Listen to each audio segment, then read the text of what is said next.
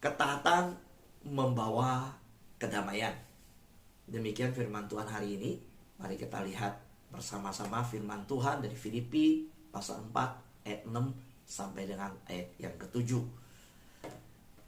Janganlah hendaknya kamu khawatir tentang apapun juga, tetapi nyatakanlah dalam segala hal keinginanmu kepada Allah dalam doa dan permohonan dengan ucapan syukur.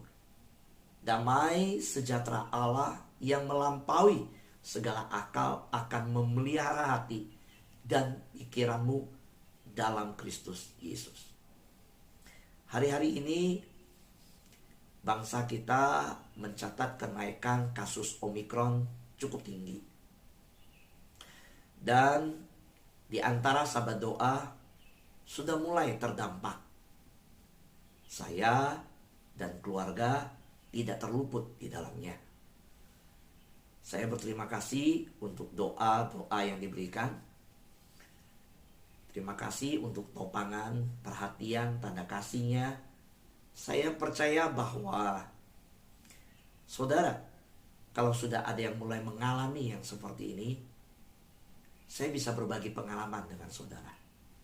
Jangan sungkan untuk telepon, menanyakan tentang, baik saudara minta didoakan, dan saudara berbicara tentang soal obat-obat yang ada.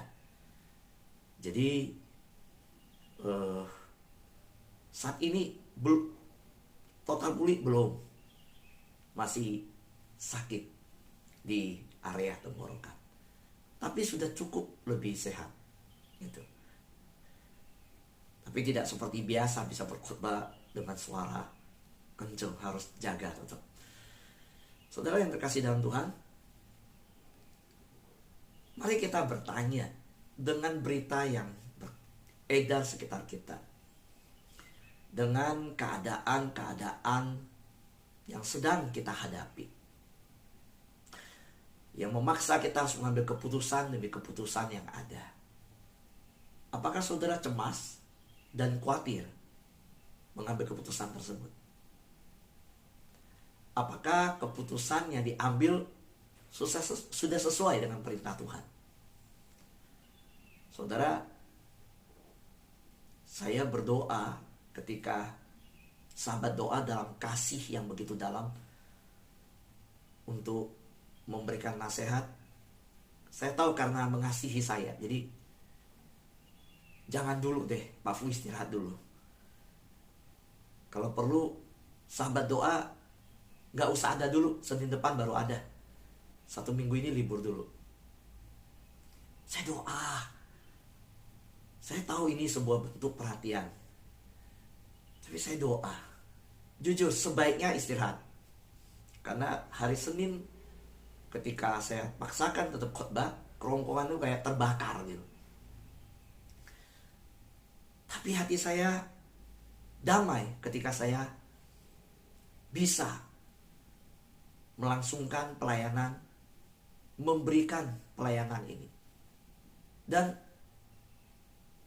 saya tahu, sekarang kalau saudara kasih tahu saya, Pak Fu, saya terdampak Omikron, saya terdampak COVID, saya akan minta saudara pelayanan. Saudara akan lebih semangat berdoa. Saudara akan merasakan lebih dalam ketika berdoa untuk orang yang bergumul. Seperti tadi di doa pembukaan Asyir, ya, sahabat doa kita Pak Tommy positif. Saya minta jadi Asyir dan doa. Saya percaya saudara bahwa saudara akan merasakan bagaimana di dalam memberikan pelayanan dalam keadaan yang saudara menggumulkan kesehatan orang lain, kebutuhan orang lain, melayani kesehatan orang lain, melayani kehidupan orang lain. Kita jadi tidak fokus ke masalah kita. Kita jadi berfokus kepada Tuhan yang kita minta untuk menolong saudara seiman kita. Nah, tentu untuk mengambil keputusan ketika melayani dan tetap ada, saya ada damai sejahtera. Karena itu, apakah saudara sedang cemas ketika mengambil keputusan? Ketika saudara mengambil sebuah keputusan, sudah sesuaikah dengan perintah Tuhan? Kalau hari-hari ini kita mengambil keputusan untuk keluarga kita, untuk anak kita, saudara, kita rindu bahwa keluarga kita adalah keluarga yang diberkati, the blessed family. Itu moto sahabat doa FKK. Pada saat kita mengambil keputusan untuk pasangan kita, saat anak kita berkata, saya mau menikah tahun depan, kita mulai berpikir, gak pernah tahu, dengar dari teman ini waktu anaknya menikah, tiba-tiba di hari menikah anaknya, COVID-nya lagi tinggi, pemerintah PPKM. Berubah lagi cara mengundang orang, jumlah orang berubah. Waktu kita dengar begitu, anak bilang, Pak saya mau menikah. Waduh, ini nyari tanggalnya, bulannya, gak ada yang tahu nih ke depan seperti apa. Kita khawatir, kita cemas. Atau ketika membuka usaha baru. Hari-hari ini ketika saudara mau berinvestasi yang baru. Hari-hari ini saudara mulai berpikir saya harus melakukan apa. Nah, saudara, hari ini kita pakai prinsip yang dari Rasul Paulus. Saya ingin membagikan bahwa kalau kita kewalahan dan bingung tentang keputusan yang dibuat, kita mungkin sedang tidak mendengar suara Tuhan, tidak mendengarkan suara Tuhan. Karena Tuhan mengundang kita untuk menerima damai sejahteranya. Tuhan bukan mau menyulitkan hidup kita. Tuhan selalu memiliki solusi atas pergumulan kita. Firman Tuhan berkata di dalam bagian tadi bahwa damai sejahtera Tuhan, ya, janganlah hendaknya kamu khawatir. Artinya dia Bapa yang di surga, Bapa yang tidak mau anak-anaknya khawatir tentang apapun juga, tentang usaha baru yang kamu buka, tentang kesehatan dan vonis dokter yang berkata PCR-mu positif, tentang keadaan yang fakta nyata di atas kertas yang di atas itu antigen 2 garis segala macam. Ataukah saudara dalam anakmu yang saya katakan sedang punya rencana pernikahan, atau kondisi rumah tangga anakmu yang ada, Tuhan bilang nyatakan dalam segala hal keinginanmu untuk anakmu, untuk kesehatanmu, untuk keluargamu, datang dalam doa. Nyatakan kepada manusia atau kepada Allah, di hadapan Allah, bukan hadapan manusia. Kita bisa berdialog dengan suami, kita bisa meminta pertimbangan suami, kita bisa berbincang untuk mengambil keputusan, bertukar pikiran dengan suami. Tetapi jangan lupa juga mengajak suami datang ke hadapan Allah dalam doa dan dalam ucapan syukur.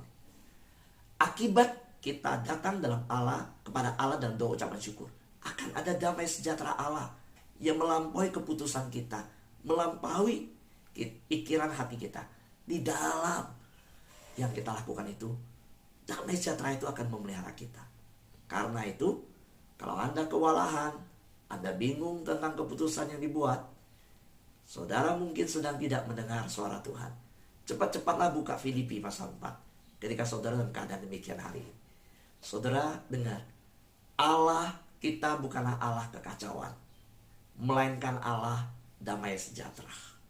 Yang bilang amin, boleh tulis di chat room, amin. Yang di YouTube, ketik kata amin. Saudara, mari perkatakan di rumah masing-masing, tidak usah buka mic. Perkatakan dengan mulut, iman timbul dari pendengaran. Mari kita perkatakan di udara, kita perkatakan dengan iman. 1, 2, 3. Allahku bukanlah Allah kekacauan, melainkan Allah damai sejahtera. Kalau bapaknya adalah damai sejahtera, adalah Bapa yang penuh damai sejahtera, mempunyai damai sejahtera, sumber damai sejahtera, maka anak-anaknya adalah anak-anak yang penuh dengan damai sejahtera. Haleluya. Nah, 1 Korintus pasal 14 ayat 33 berkata, sebab Allah tidak menghendaki kekacauan, tetapi damai sejahtera. Saudara lihat, kehendak Allah yang di surga atas keluarga kita apa? Kalau saudara bertanya hari ini, apa kehendak Allah atas rumah tangga saya? Apa kehendak Allah atas pernikahan saya? Yang jelas, Allah tidak menghendaki kekacauan dalam pernikahanmu. Dia yang memberkatimu melalui kehadiran hamba Tuhan di dalam gereja ketika engkau dipersatukan. Adalah Allah yang menurunkan berkat bagi anak cucumu dan pernikahanmu. Dia Allah yang mempersatukanmu di dalam rumah tangga. Adalah Allah yang menghendaki rumah tanggamu, rumah tangga yang penuh damai sejahtera. Karena itulah moto dari Sahabat Doa FKK adalah The Blessed Family, keluarga yang diberkati. Karena saya tahu, saya percaya, dan saya sudah melihat di dalam Alkitab, Allah yang saudara yang saya sembah adalah Allah yang sumber damai sejahtera dan ingin anak-anaknya mengalami damai sejahtera. Karena itu Allah berkata, Dia tidak menghendaki kekacauan. Dia tidak menghendaki keluargamu kacau balau. Percayalah, saudara jangan berkata, keluargaku kacau balau, ini kehendak Tuhan. Enggak, Tuhan tidak menghendaki keluargamu berantakan. Dia tidak menghendaki anakmu bermain game sampai masa depan hancur. Jangankan Dia Allah yang sudah menciptakan kita sedemikian, tentu Dia rindu memberkati kita dan damai sejahtera. Saya lihat pemerintahan saja nggak mau rakyatnya kecanduan game. Saudara tahu, China di tahun 2021 mengumumkan di bulan Oktober, anak-anak di bawah umur 18 tahun tidak boleh main game. Dan mereka hanya boleh main game di hari Jumat, Sabtu, Minggu waktu liburan. Saudara, pemerintah saja bisa memikirkan bagaimana masa depan generasi mereka. Karena begitu banyak pengaduan dari berbagai pelosok. Dan ibu-ibu keluarga mengadukan anak mereka kecanduan main game. Dan Cina mengambil keputusan, keluarga akan dihukum, anak itu akan dihukum. Ada aturan-aturannya, umur 18 ke bawah tidak boleh main game. Perusahaan game yang terbesar rugi besar-besaran. Pemerintah ada konsekuensi, tidak peduli. Soal perusahaan rugi, itu satu orang yang punya kekayaan rugi. Tetapi soal rakyat bodoh dan anak-anak jadi lumpuh pikirannya, itu soal tanggung jawab ke depan untuk sebuah bangsa. Saudara, kalau pemerintahan dunia bisa memperhatikan rakyatnya sedemikian, saya percaya pemerintahan surgawi pasti akan memperhatikan akan anak-anak kerajaannya sedemikian juga. Dan akan mengasihi kita, melindungi kita juga sedemikian. Amin saudara. Karena itu berbahagia kita di pagi hari ini sebagai komunitas sahabat doa yang tiap pagi boleh mendengarkan bahwa Dia Bapa sumber damai sejahtera adalah Bapa yang menghendaki kita hidup dalam damai sejahtera. Ingat, Dia tidak menghendaki kekacauan. Sahabat doa yang terkasih dalam Tuhan, Tuhan bukan penulis kebingungan dan kekacauan. Dia penulis hidupmu dan penulis hidup saya. Karena itulah di album Sahabat Doa FKK, album yang paling perdana dan pertama, saya beri judul, setelah melalui doa, melalui perenungan dari 8 lagu yang ada, lagu mana yang diangkat jadi judul? Saudara, saya mengambil tema Yesus penulis hidupku. Yesus penulis hidupku. Saudara, kita tidak tahu masa depan seperti apa. Kita tidak tahu apa yang dijalani di hari esok. Hari esok hidup itu seperti uap, yang menguap segera hilang. Tetapi saya percaya bahwa Yesus adalah penulis hidup kita. Maka lembaran-lembaran kehidupan yang kita tidak tahu hari esok, kita percaya tangan Tuhan yang menulis tidak akan menulis kekacauan. Dan Dia bukan penulis kebingungan. Jadi saudara yang terkasih dalam Tuhan, setiap kali saya mendengar lagu tersebut, saya begitu tenang, saya percaya, saya damai. Karena dasar dari pujian tersebut, judulnya ketika saya berikan, Yesus penulis hidupku. Pencipta lagu tersebut menghendaki judul yang lain. Saya bilang tidak. Saya sudah berdoa. Kalau kamu mau saya nyanyikan lagu ini, saya mau judul lagu ini adalah Yesus penulis hidupku. Bukan Yesus, oh Yesus. Jadi judul lagu awalnya adalah Yesus, oh Yesus, ku ingin selalu. Nah saya bilang, tidak. Yesus penulis hidupku. Saudara, Tuhan bukan penulis kebingungan dan kekacauan. Jadi kalau Anda bingung dan kacau, jelas itu bukan maksud Tuhan. Ya, kalau hari ini rumah tanggamu, keluargamu, pernikahanmu itu kacau, saudara kebingungan, saudara segera berdiam diri datang kepada Allah dalam segala permohonan dan ucapan syukur. Karena Tuhan tidak menghendaki, bermaksud menghadirkan kekacauan dan kebingungan dalam rumah tanggamu. Dia bukan penulis kebingungan dan kekacauan. Nah, sebagai orang tua, saya ambil contoh.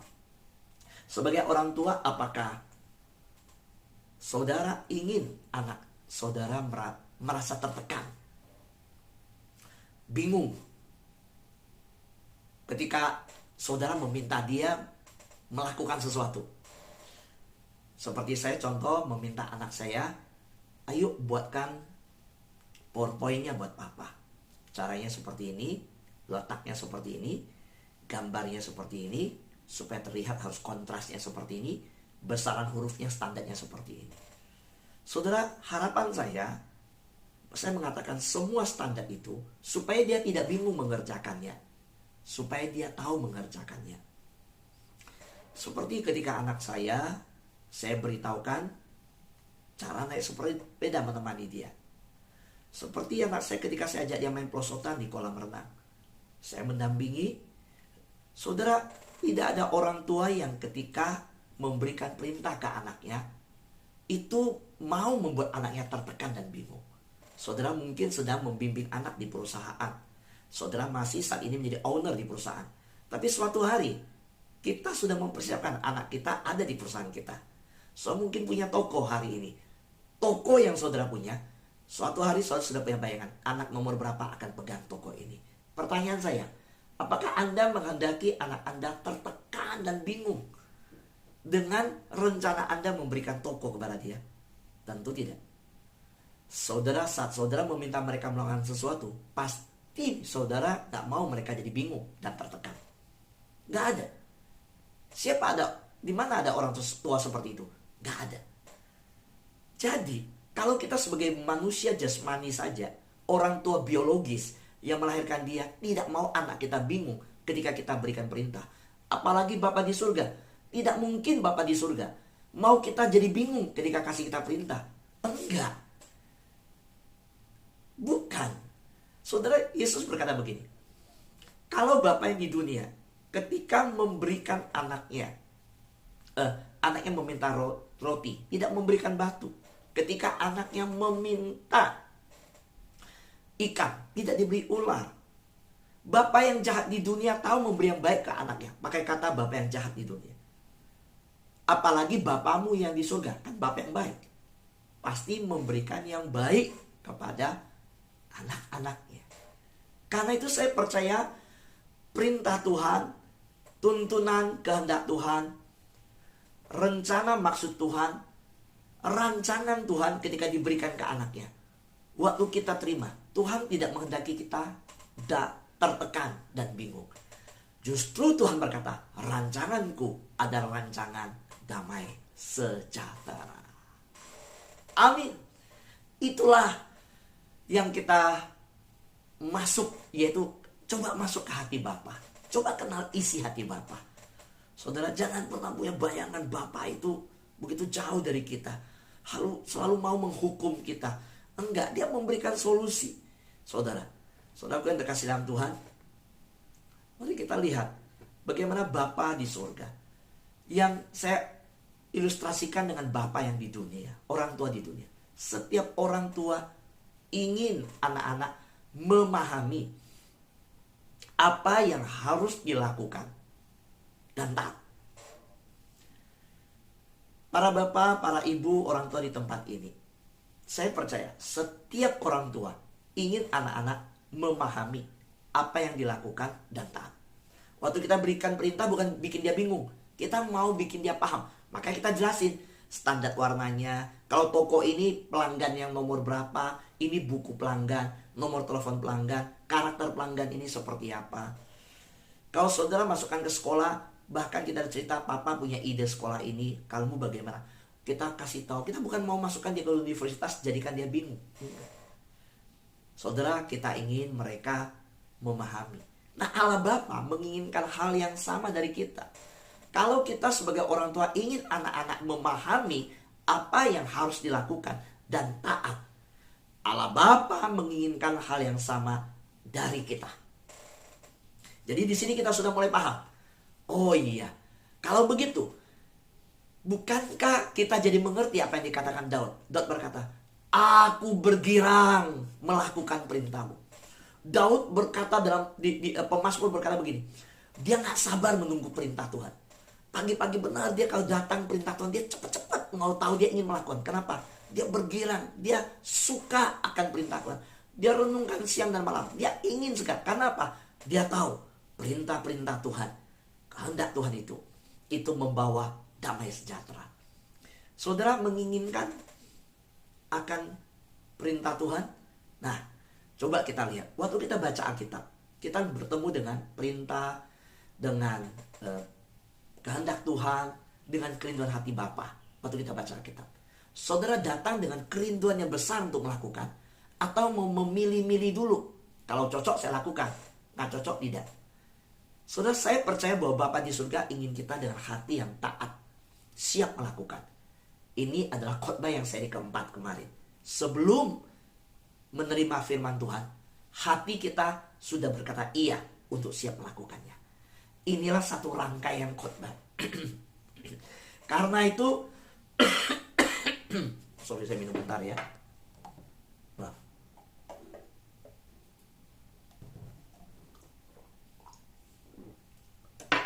Karena itu Allah Bapa menginginkan kita seperti ketika saya sampaikan tentang waktu kita datang ke firman Tuhan, baca Alkitab.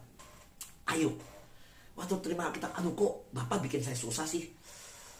Waktu baca, hendaklah terang dan gelap jangan bersatu. Gak cocok nih. Aduh, anak kita mami, aku mau pacaran nih, umur sudah segini. Ini firman Tuhan berat banget. Gak berat nak, kasih tahu anak kita. Waktu keluarga kita baca firman Tuhan, kok ini perintahnya susah sekali sih? Ini Tuhan sengaja bikin kita susah? Enggak, ingat, Adam dan Hawa gak dibikin susah dengan perintah jangan mau makan buah tersebut. Karena di Taman Eden banyak sekali buah lain yang bisa dimakan. Tapi sayangnya mereka tetap mau buah itu. Ingat, gak berat kok. Gak berat ya.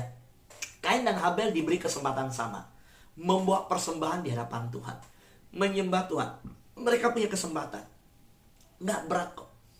Kalau keliru yang dilakukan, Tuhan kasih pertobatan. Ulangi lagi. Jangan membunuh. Nah, Kain membunuh. Saudaraku yang terkasih Tuhan, karena itu waktu Tuhan menyuruh kita melakukan sesuatu dan saudara terus mengatakan tidak, itulah masalah dan persoalan sesungguhnya. Biasanya masalah dan persoalan itu akan makin meningkat. Makin kita berkata tidak sama Tuhan, nggak akan selesai. Saya membimbing satu hamba Tuhan yang umur 24, sedang praktek di gereja. Saya bilang, jangan coba-coba lari dari panggilan. Kamu dipanggil menjadi hamba Tuhan. Tangan kanan sudah ada tongkat, tangan kiri Alkitab. Tongkat Musa. Saya pakai bahasa tongkat Musa. Saudara, saya bilang ingat, kalau kamu lari dari panggilan Tuhan, ada 3 tanda yang Tuhan akan kasih. Saudara, kalau orang dipanggil menjadi hamba Tuhan, kamu melarikan diri. Mau sembunyi dimanapun Tuhan pasti temuin kamu. Karena itu, yuk, jangan berkata tidak, tapi biarlah kita boleh taat. Saudaraku yang terkasih Tuhan, selalu ada kedamaian ketika mengatakan ya untuk apa yang Tuhan minta kita lakukan. Percayalah, persoalannya adalah kalau kita bilang tidak. Saya ulangi lagi. Waktu Tuhan menyuruh kita melakukan sesuatu dan saudara terus mengatakan tidak, itulah masalah dan persoalan sesungguhnya. Biasanya masalah dan persoalan itu akan makin meningkat. Ya, makin meningkat. Tetapi selalu ada kedamaian ketika kita mengatakan ya apapun perintah Tuhan. Bahkan sebelum aku baca Alkitab, sebelum aku tahu perintah itu, sebelum aku tahu kehendak Tuhan apa, aku baca, aku berdoa, berpuasa, cari kehendak Tuhan. Sebelum aku cari tahu, aku sudah siap untuk berkata iya. Waktu aku ngambil 3 hari doa puasa, waktu aku mau pergi ke gua doa, waktu aku mau pergi ke Unggaran, aku mau ke Depok, masuk dalam gua doa, aku mau cari Tuhan, aku doa puasa bulan depan. Sebelum doa puasa aku langsung kan, hati saya udah siap berkata iya, apapun jawabannya. Saya berharap saudara berkata amin untuk ini. seri sebelumnya kita bahas. Karena kata iya itulah yang akan membawa damai sejahtera untuk hidup kita. Sahabat doa yang terkasih dalam Tuhan, setan ingin mengambil keuntungan dari ketidaktaatan. Iblis adalah bapa segala pendusta. Daripada iblis selalu ada kegelapan. Iblis menggunakan ketidaktaatan menggerakkan, menggunakan ketidaktaatan untuk menggerakkan hidup kita supaya bertentangan dengan kerajaan Allah.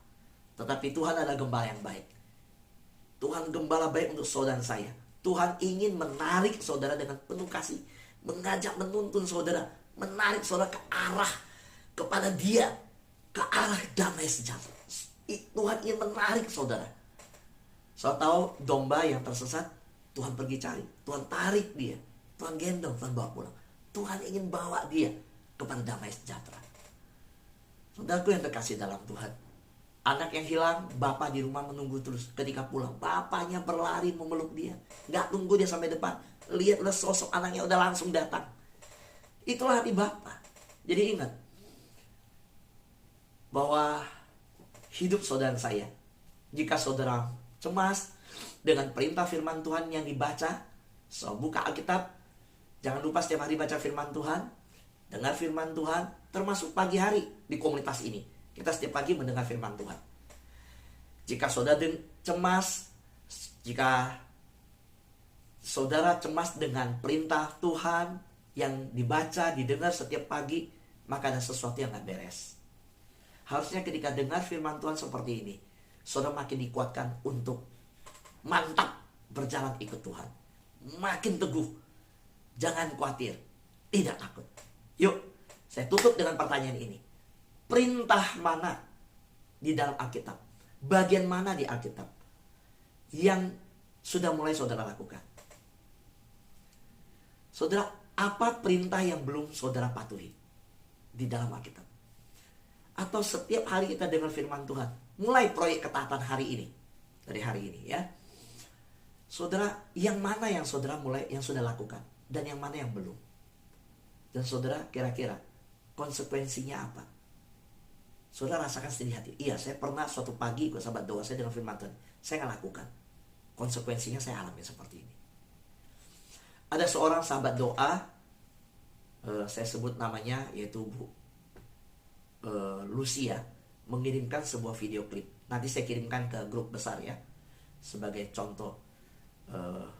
Dia kirimkan tentang pembulu tangkis namanya Yonatan. Oke, boleh lambaikan tangan siapa yang tahu pembulu tangkis yang dapat emas di Olimpiade?